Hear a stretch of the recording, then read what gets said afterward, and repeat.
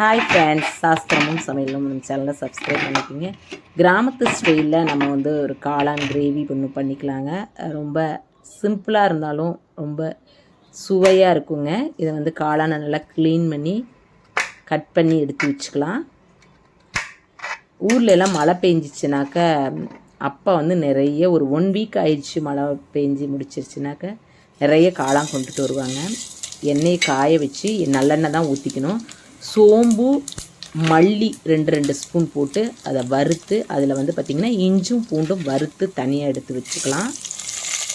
ஒரு 4 வரமிளகா, இது வந்து காஷ்மீரி மிளகா தான் நான் எடுத்திருக்கேன். முந்திரி பருப்பு ஒரு பிடிச்ச போட்டிருக்கிறேன்.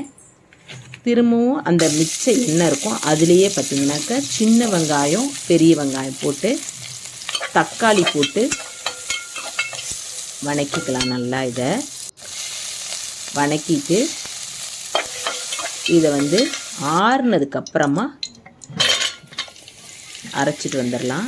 இப்போ வந்து தனியாக கட் பண்ணி வச்சுருக்க அந்த காளானை நம்ம அந்த எண்ணெய் இதுலேயே வந்து கொஞ்சம் வணக்கி ரெடி பண்ணி வச்சுக்கலாம். அடுத்து பார்த்திங்கனாக்கா இதை வணக்கி ஒரு சைடில் வச்சுக்கலாம். காளானை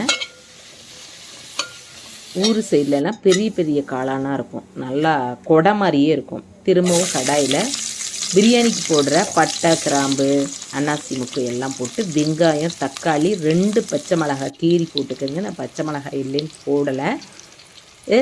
3 ஸ்பூன் ரெட் சில்லி மிளகாத்தூள், அதில் வந்து பார்த்திங்கன்னா மட்டன் தூள் போட்டுக்குங்க. வேறு எந்த தூளும் போடாதீங்க, இல்லைன்னா பிரியாணி மசாலா இருந்தால் போடுங்க. இதில் பார்த்திங்கன்னா அரைச்ச விழுது நம்ம அரைச்சிட்டு வந்தோம் பார்த்திங்களா. வீட்டில் அம்மாலாம் பார்த்திங்கன்னா ஆட்டு உரலில் வந்து அரைச்சிட்டு வருவாங்க. அந்த விறகடுப்பில் தான் சமைப்பாங்க. அது ரொம்ப ருசியாக இருக்கும். அந்த காளான் கிரேவி வந்து பார்த்திங்கனாக்க நம்ம வணக்கி இருந்த காளான் எடுத்து கொட்டிக்கலாங்க. ரொம்ப சிம்பிளாக இருந்தாலும் டக்குன்னு செஞ்சிடலாம். இது நம்ம மசாலா அரைச்சி போடுறதுனால நல்லா ருசியாக இருக்கும், மனம் ஜாஸ்தியாக இருக்கும். இதில் நமக்கு தேவையான அளவு தண்ணி ஊற்றிக்கலாம். இப்போ நான் ஒரு 4 பேத்துக்கு அப்படின்னாக்கா நம்ம 1 டம்ளர் தண்ணி மட்டும் ஊற்றிக்கலாம். நான் வந்து இன்னும் 2 டம்ளர் தண்ணி ஊற்றிக்கிறேன். இதுக்கு தேங்காயெலாம் தேவைப்படாதுங்க. முந்திரி பருப்பு வேணான்னா நீங்கள் பொட்டுக்கல்லை ஆட் பண்ணிக்கோங்க, ஆனால் கொஞ்சம் டேஸ்ட்டு கம்மியாக தான் இருக்கும்.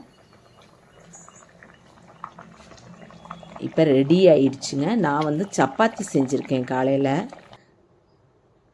ரெடி ஆயிடுச்சுங்க. நம்ம சேனல் பிடிச்சிருந்ததுன்னா நீங்கள் வந்து சப்ஸ்கிரைப் பண்ணிக்கோங்க. உங்களுக்கு பிடிச்சிருந்தா லைக் ஒன்று கொடுத்துக்குங்க. ரெடி ஆயிடுச்சு பாருங்கள். இதே மெத்தடில் செஞ்சு பாருங்கள், நல்லா மணமாக இருக்குங்க. தேங்க்யூ.